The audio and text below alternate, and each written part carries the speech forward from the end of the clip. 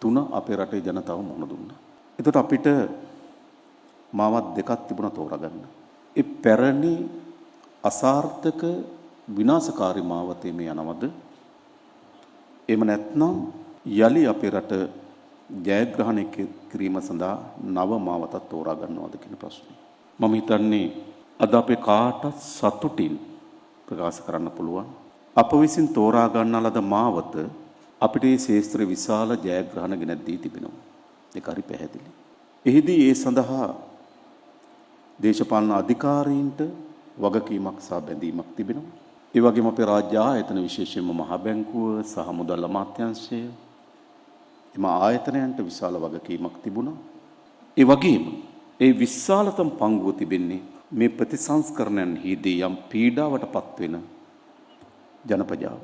ඔවුන් මේ අර්බුදයෙන් අපේ රාජ්‍ය මුදවා ගැනීම සඳහා තමන්ගේ පැත්තෙන් කරන ලද කැපකිරීම දරා ගැනීම පෙන්눔 කරලා තිබෙනවා.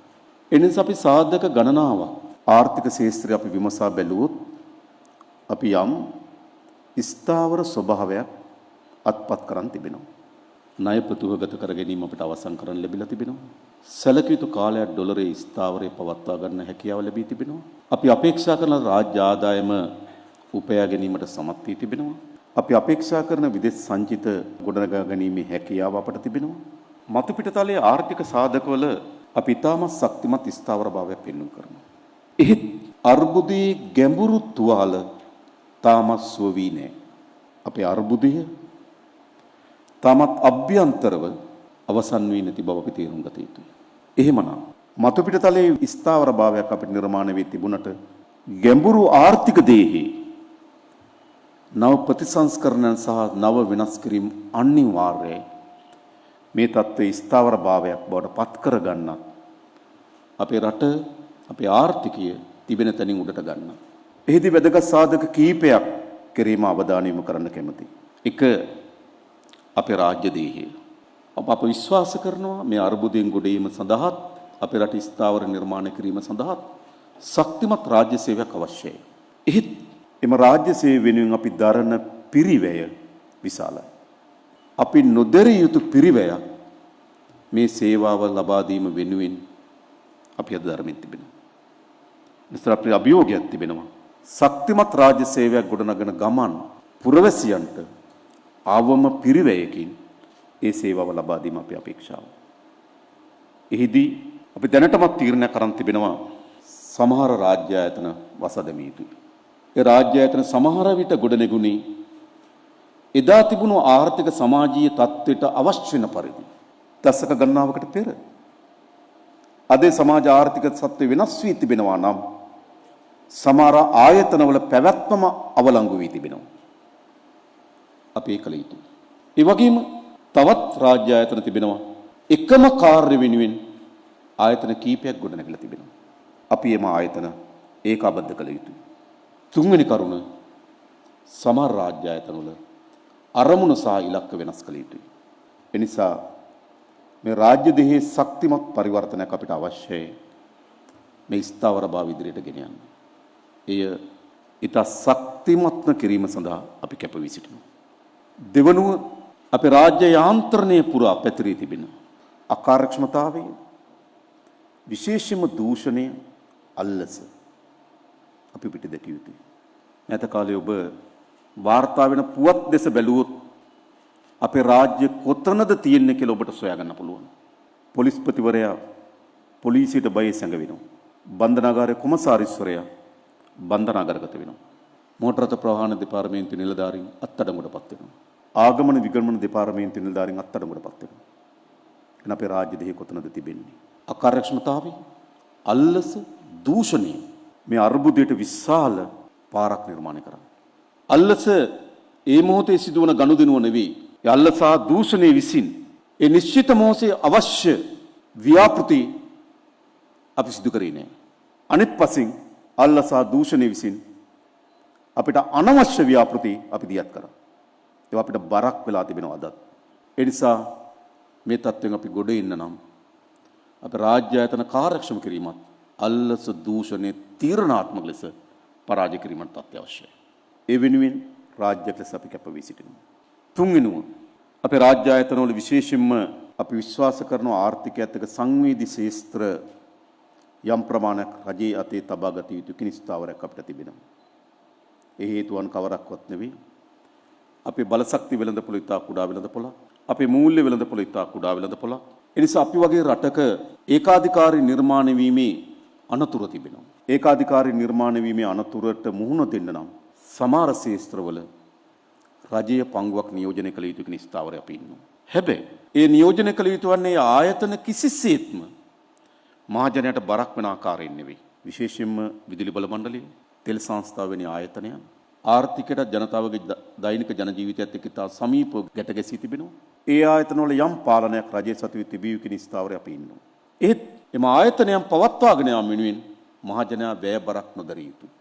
ඒ නිසා නිෂ්පාදන පිරිවැයට අනුරූපී වන පරිදි මිල ගැලැප්විය යුතුයි. විදුලි ඒකකයක් නිෂ්පාදනය කරන්න යන පිරිවැයට අනුව විදුලි ඒකකයේ මිල තීරණය කළ යුතුයි. අපි මේ පදනම ආරක්ෂා කරන්න බැඳී සිටිනවා. ඒ වගේම නිෂ්පාදන පිරිවැය අඩු කිරීම සඳහා අවශ්‍ය යාන්ත්‍රණ අපි ශක්තිමත් කරන්න සූදානම් සිටිනවා. පුරවැසියන්ටම සේවාවන් ලැබිය යුතු වන්නේ ඒ සේවාව දරන පිරිවැයට ලබා දිය යුතුයි. එහෙත් අපි දන්නවා සමහර අඩු ආදායම්ලාභී සමාජ කණ්ඩායම් ඉන්නවා. අපිට ආර්ථික ප්‍රතිසංස්කරණ ඇතිකොට එහි ප්‍රතිඵල ජනතාවට ගලා එන තෙක් එම ජනතාවට ඉවසාගෙන ඉන්නේ කියලා කියන්න අපිට අයිතියක් නැහැ.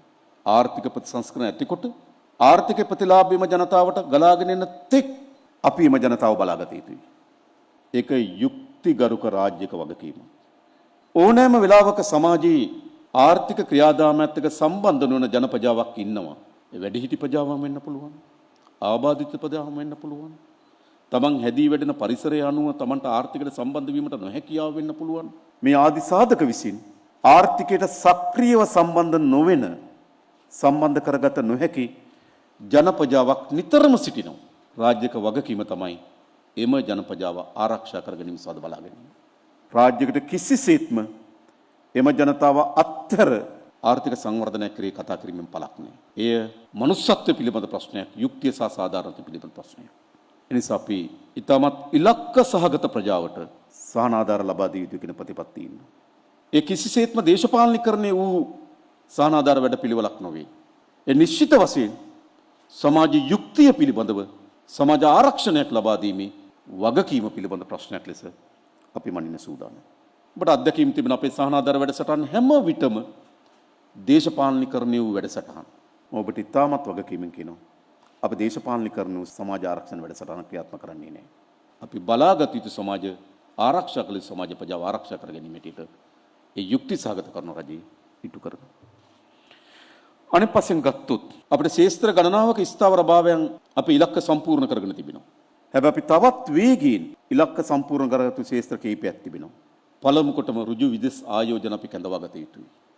පසුගිය දශක ගණනාවක් අපි අවශ්‍යලා බැලුවොත් ඒ නිශ්චිත මොහොතේ ලෝකයේ ආර්ථික ස්වභාවයත් එක්ක, ආර්ථික චලනයන් එක්ක, ආර්ථික දිශානතියත් එක්ක කල්පනා කරලා බැලුවොත් අපි අවශ්‍ය වෙන ප්‍රමාණවත් ඍජු විදෙස් ආයෝජන කැඳවා ගැනීමට අසමත් වූ රාජ්‍යයක්.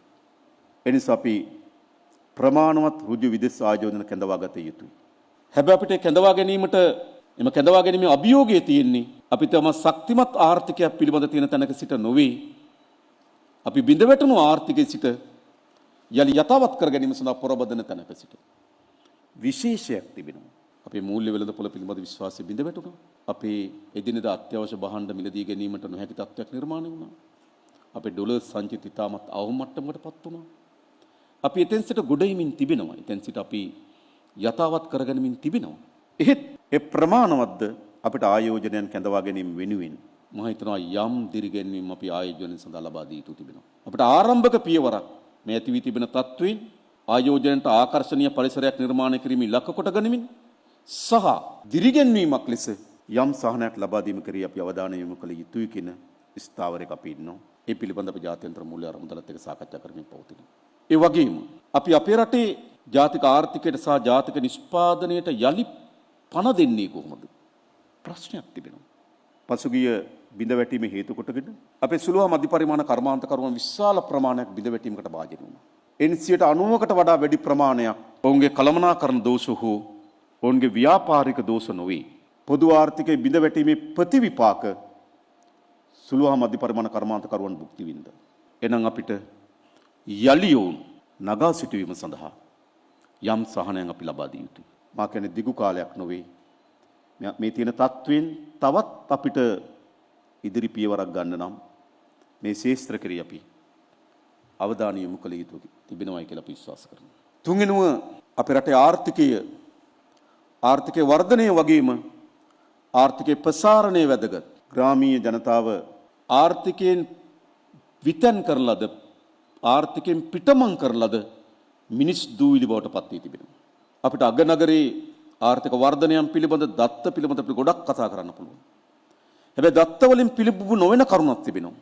ආර්ථික වර්ධනයේ සාධක ජනතාවට යහපත් ප්‍රතිඵල ගෙනත් දෙන්න නම් ආර්ථිකයේ ප්‍රසාරණය අත්‍යවශ්‍යයි. එනිසා අපි ආර්ථිකයේ ප්‍රසාරණය කිරීම සඳහා ඈත ගම් වල පුරවැසියන්ට ආර්ථිකයේ කොටස්කරුවන් බවට පත්වීම සඳහා අවශ්‍ය වෙන සැලසුම් සහ ක්‍රියාමාර්ග අපි දියත් කළ යුතු තිබෙනවා කියලා අපි විශ්වාස කරනවා. එනිසා අද ආර්ථිකය ඇති වී තිබෙන සමනය ස්ථාවර බවට අත්පත් කරගන්නත් මේ తත්වය තවත් ශක්තිමත් වෙනකට වර්ධනය කරගන්නත් විශාල කාර්යයක් අපේ වෙත පැවරී තිබෙනවා කියන විශ්වාසයක් අපිට තිබෙනවා. මෙහිදී අවසන් වශයෙන්ම මේ වැඩසටහන ක්‍රියාත්මක කිරීම සඳහා ජාත්‍යන්තර මූල්‍ය අරමුදල විසින් ලබා දුණු සහායත් ඒ වගේම එහි යම් අගතියකට පත් වුණා අපේ පුරවැසියන්ගේ දරා ගැනීමත් ඔවුන්ට බෙහෙන්ම පිසිතිවන්ත විය යුතුයි. මම ඊට පෙරත් ප්‍රකාශ කරලා තිබෙනවා. අපේ අදිටන මේ ජාත්‍යන්තර මූල්‍ය අරමුදලත් එක්ක විස්තීර්ණ ණය වැඩසටහන ආපු අවසන් වැඩසටහන බවට පත් කර ගැනීම අපේක්ෂාවක් අපිට තිබෙනවා. අපේක්ෂාවක් තිබෙනවා. 2028 වෙනකොට අපි ගෙවිය යුතු ණය අපේ ස්වශක්තියෙන් ගෙවා ගැනීම සඳහා අවශ්‍ය වෙන ආර්ථික වර්ධනයක් සහ ආර්ථික ස්ථාවරභාවයක් නිර්මාණය කිරීමේ අපේක්ෂාවක් අපිට තිබෙනවා. ආර්ථිකයේ බිඳ වැටුණු තැනක රාජ්‍යක ස්වාධීපත්‍ය රඳා පවතින්නේ නැහැ. ආර්ථිකයේ බිඳ වැටුණු තැනක රාජ්‍යක ස්වෛරීභාවය රඳා පවතින්නේ නැහැ.